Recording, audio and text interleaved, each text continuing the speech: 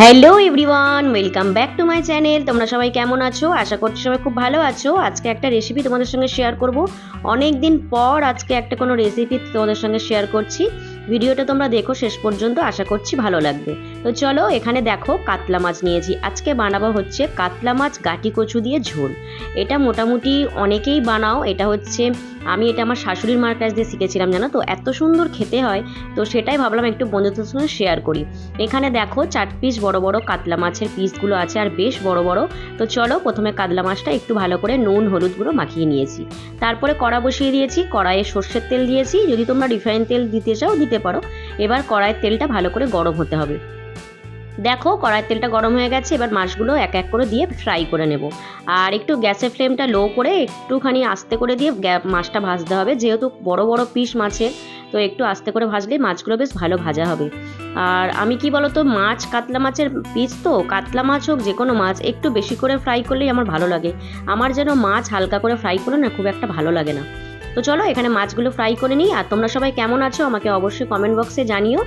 আর আজকের রেসিপিটা যদি ভালো লেগে থাকে তাহলে অবশ্যই একটা করে লাইক কমেন্ট করতে কিন্তু ভুলো না বন্ধুরা। তো চলো মাছগুলো দেখো এক এক করে ফ্রাই করে নিই। যে সকল নতুন বন্ধুরা আমার এই ভিডিওটি দেখছো তাদের কাছে রিকোয়েস্ট করছি আমার চ্যানেলটিকে একটু সাবস্ক্রাইব করে আমার পাশে থেকো। আর পাশে থাকা বেল আইকনটি অবশ্যই তোমরা ক্লিক করে রেখো। দেখো এখানে আমার মাছগুলো একদম ফ্রাই করা হয়ে গেছে। তো একদম বেশি করে ডিপ ফ্রাই করেছি কিন্তু। তো চলো মাছগুলো এবার এক এক করে তুলে নিই। এবারে ওই কড়ার মধ্যে দেখো আমি দিয়ে দেবো একটু কালো জিরে। আর কালো জিরে দিয়ে এবার দিয়ে দেবো আলু। আর আলুটা কিন্তু বেশ মোটা মোটা করে কেটেছি, তোমরা দেখতেই পাচ্ছ। এই ঝোলে কিন্তু আলুগুলো এরকম মোটা মোটা করেই দিতে হবে, খেতে কিন্তু খুব দারুণ লাগে আলুগুলো। আর চলো ততক্ষণ আলুগুলো একটু ফ্রাই করে নিই। বেশ অনেকটা পরে আমি ভাজা ভাজা করতে হবে, যেহেতু এটা আলু দিয়ে গাটি কচু দিয়ে ঝোল। তো সেই জন্য আলুটা একটু মোটা মোটা করে দিলেই বেশ ভালো লাগে। আর চলো এর মধ্যে দিয়ে দিলাম একটু পরিমাণ মতো নুন। এখানে দেখো আলুগুলো মোটামুটি আমার ফ্রাই করা হয়ে গিয়েছে, হালকা একটু লালচে লালচে ভাব এসে গেছে। এবার আমি ওর মধ্যে দিয়ে দেবো গাটি কচুগুলো। গাটি কচুগুলো কিন্তু এত সুন্দর খেতে, আর বন্ধুরা এতটা নরম হয়েছিল কি বলবো। আর তোমরা যদি গাটি কচুগুলো একটু সিদ্ধ করে নিতে পারো হালকা, কোনো অসুবিধা নেই, কিন্তু এর সঙ্গে দিয়ে না কষতে কষতেই বেশ সিদ্ধ হয়ে যাবে। তো চলো এটা ভালো করে ফ্রাই করতে হবে, একটু ঢাকা ঢাকা দিয়ে ফ্রাই করলে বেশ ভালো হবে। অলমোস্ট তখনই প্রায় সিদ্ধ হয়ে যাবে। তো দেখো এখানে গাটু কচু আর আলুগুলো আমার ভাজা হয়ে গেছে। ওর মধ্যে দিয়ে দেবো বেশ বড় বড় সাইজের দুটো পেঁয়াজ কুচি যে কেটে রেখেছিলাম, সেটাই ওর মধ্যে দিয়ে দেবো।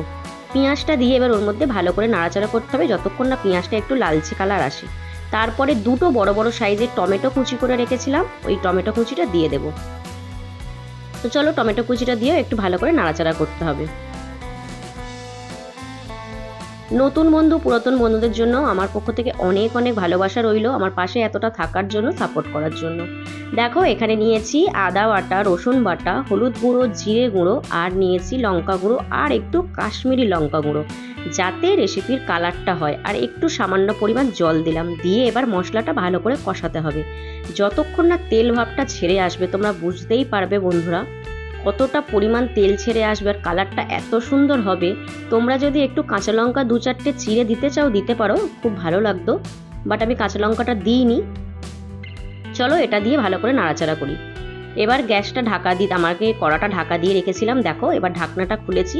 তখন বুঝতেই পারছো কতটা পরিমাণ কালারটা চেঞ্জ হয়ে যাবে হালকা, আর তেল ছেড়ে আসবে। আর একটু আমি ঢাকা ঢাকা দিয়ে দিয়ে কষতে থাকবো। যত বেশি মশলাটা কষাবে তত কিন্তু খেতেও দারুণ লাগবে। এখানে দেখো মশলাটা আমার কষানো হয়ে গিয়েছে। এবার বেশ অনেকটা পরিমাণ জল দিয়ে দেবো। তোমরা যদি একটু গরম জল দিতে পারো দিতে পারো, গরম জল দিলে কিন্তু তরকারির টেস্টটা আরও একটু অন্যরকম হয়ে যায়। যেহেতু এটা ঝোল হবে আমি বেশ অনেকটা পরিমাণই জল দিয়েছি। চলো এবার মশলাটা আমাকে ভালো করে চারদিক মানে নাড়াচাড়া করেছি। এবার 5 থেকে 6 মিনিট ঢাকা দিয়ে রেখে দেবো, কারণ আমার অলমোস্ট তখনই কচু আর আলু সিদ্ধ হয়ে গেছে।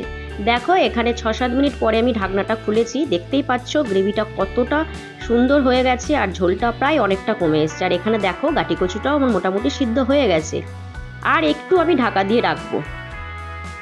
তো চলো আর একবার ঢাকা দিয়ে রেখে দিই।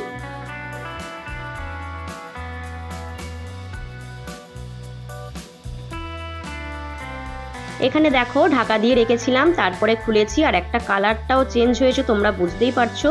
আর উপর থেকে দেখো ভেজে রাখা মাছগুলো, কাতলা মাছগুলো আমি উপর থেকে দিয়ে দেবো।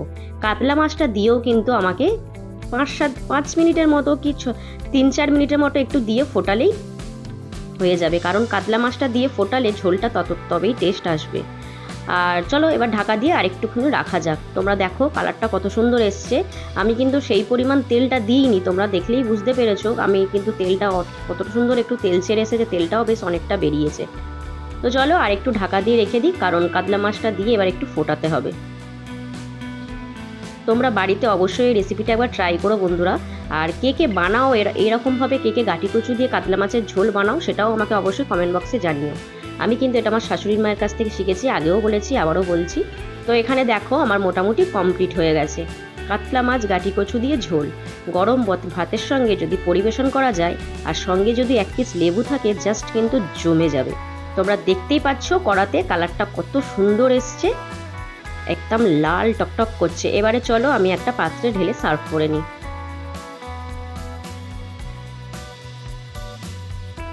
তো দেখো এখানে ঢেলে নিয়েছি, আর কচুগুলো না একদম নিচের দিকে পড়ে গিয়েছে। এখানে আমার মোটামুটি রেডি হয়ে গিয়েছে গাঁটি কচু আলু দিয়ে কাতলা মাছের ঝোল। রেসিপিটা কেমন লাগলো অবশ্যই জানিও বন্ধুরা। তো চলো সবাইকে টাটা।